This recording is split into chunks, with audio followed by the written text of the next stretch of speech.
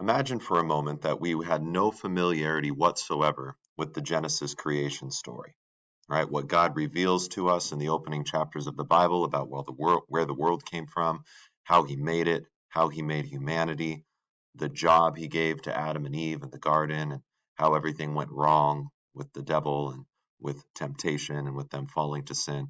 Imagine we knew none of that. So all of these big questions about the world, where it came from, how it got here, is there a God, what are humans for, why is there suffering in the world, we would be guessing in order to answer these questions. Well, a lot of cultures do just that. They have what are called creation myths. Most of them don't claim to be divine revelation, though some creation myths do claim that. Most of them are just guessing at the truth. And as you would imagine, in these guesses, some of the stuff is correct, and most of it is very, very incorrect when compared with the Genesis story. Let's read one of my favorite creation myths. It's the Chinese creation myth about a giant named Pangu and a goddess named Nuwa. To my Chinese students, I know I did not pronounce those correctly. Please be gracious with me. Long, long ago, when heaven and earth were still one, the entire universe was contained in an egg-shaped cloud. All the matter of the universe swirled chaotically in that egg.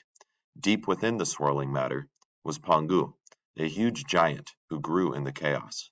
For 18,000 years he developed and slept in the egg.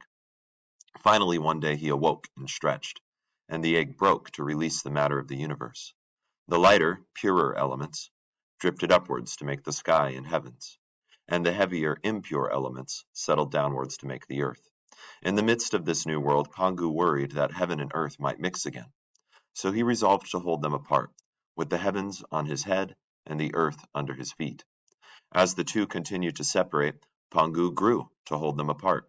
For 18,000 years he continued to grow, until the heavens were 30,000 miles above the earth.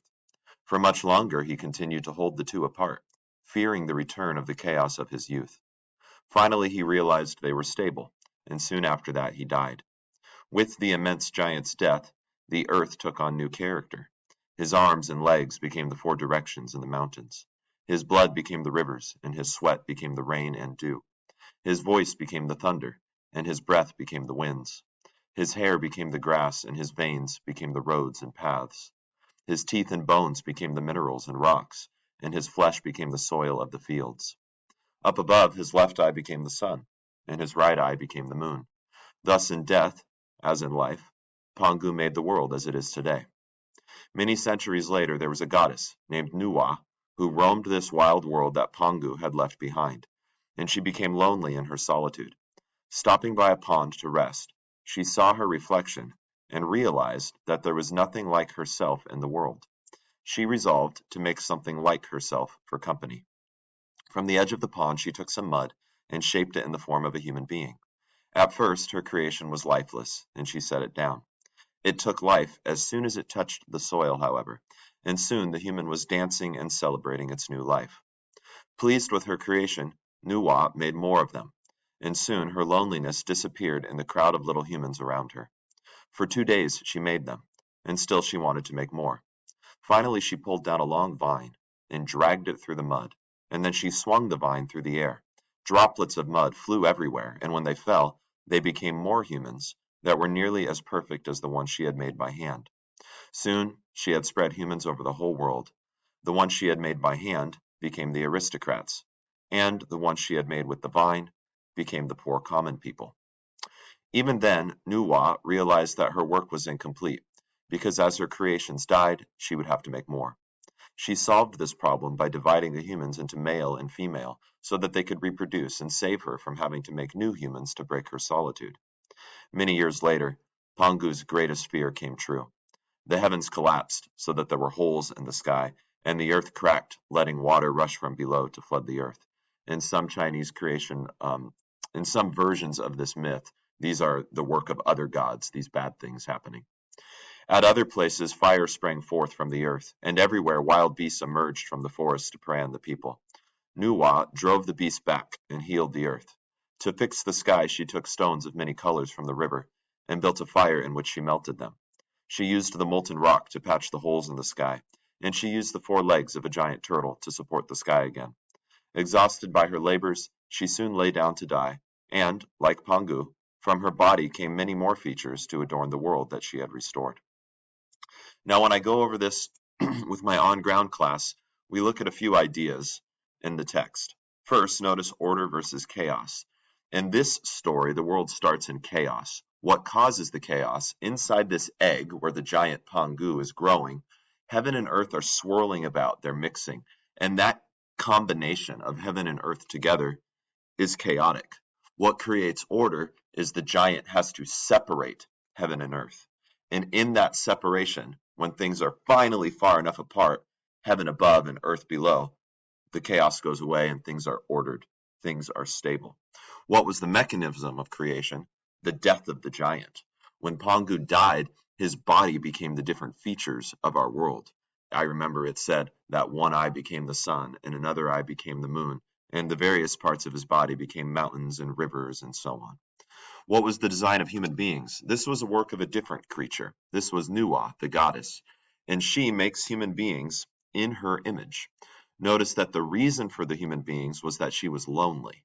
When she looked at all of the creatures, there was nothing like herself. So she decides to make a creature like herself to keep her company. She forms the creatures from the dirt of the ground, and when those creatures hit the ground, the soil, they come alive.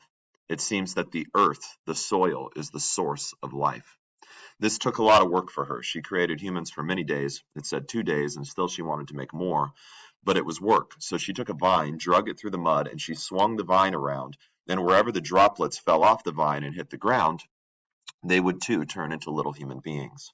It said that the beings she made by hand were perfect, and the ones that came from the vine were almost as perfect.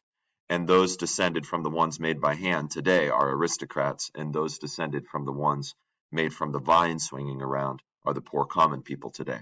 Notice that in this creation myth, it explains why there is inequality between people, because the goddess did not make all people to be equal. What was the origin of male and female? It said that she got tired of making more and more humans after they would die and she would have to replace them. So as an afterthought, an engineering upgrade, so to speak, she decided, oh, I'll make them male and female. And then they can reproduce on their own, saving her the work of having to keep making more. So the original humans were not male or female in this story. And then finally, what's the origin of sin and brokenness in creation? It's that heaven and earth start to mix again.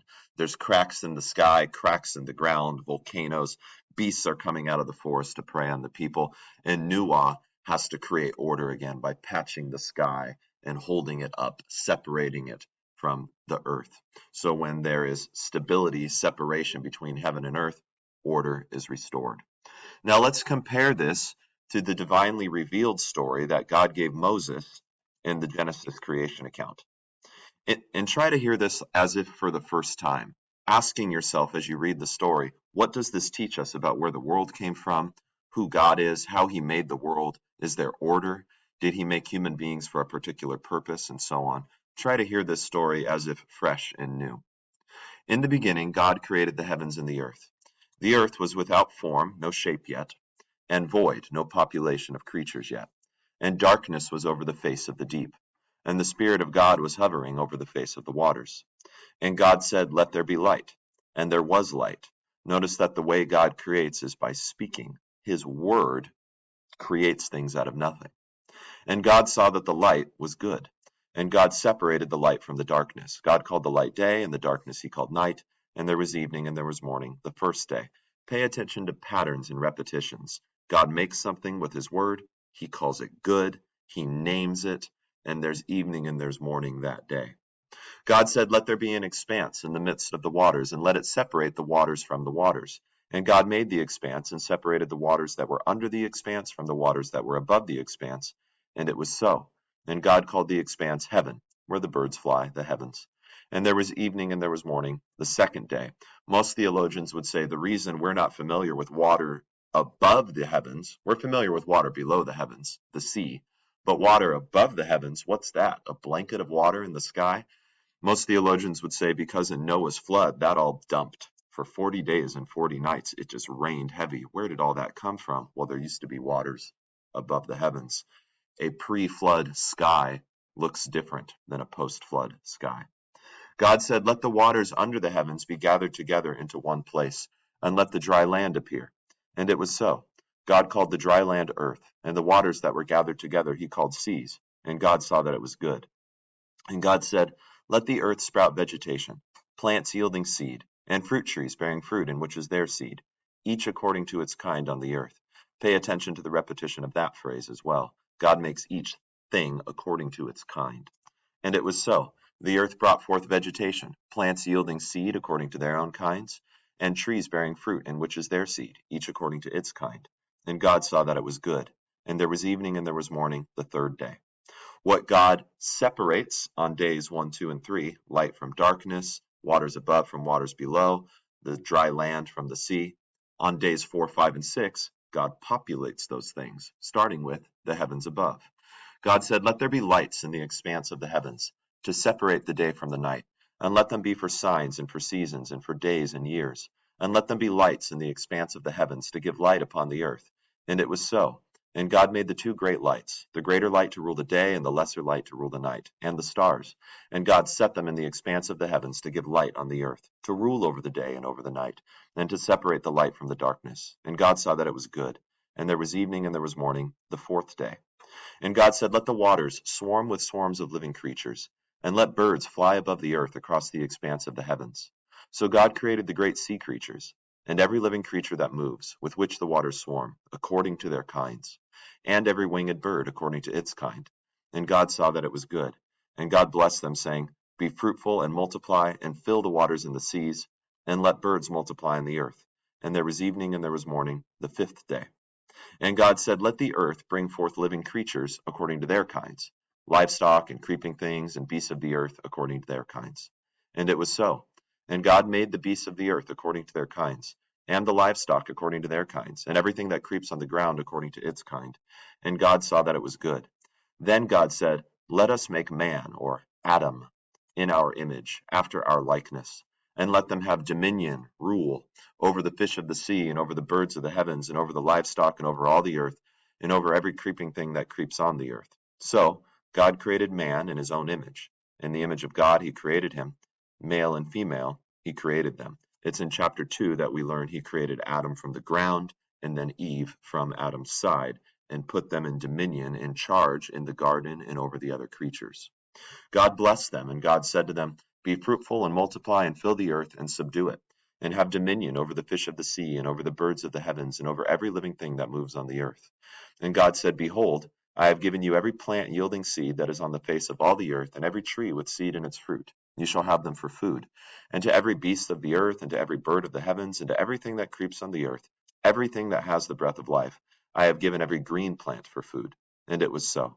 And God saw everything that he had made, and behold, it was very good. And there was evening and there was morning, the sixth day. Thus the heavens and the earth were finished, and all the host of them, the population of them. And on the seventh day God finished his work that he had done, and he rested on the seventh day from all his work that he had done. So God blessed the seventh day and made it holy, because on it God rested from all his work that he had done in creation. So what is this divinely revealed creation story, the one God gives to Moses and Moses records for us? What does this teach us?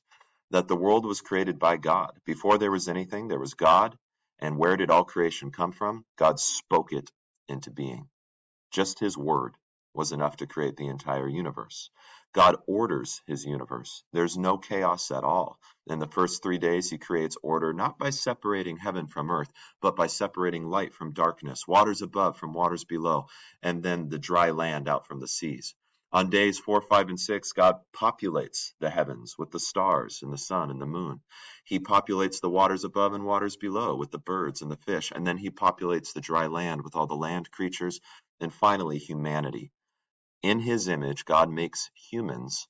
Just as God rules over all creation, humans rule over the earthly creatures. They are to work in the garden and care for and have dominion over their fellow creatures, taking care of and being responsible for them. Compare this to some other creation myths that you will read in an upcoming assignment, and just imagine how lost we would be. We would be guessing at the truth too, if the Lord didn't reveal to us all of this in the opening chapters of the Bible.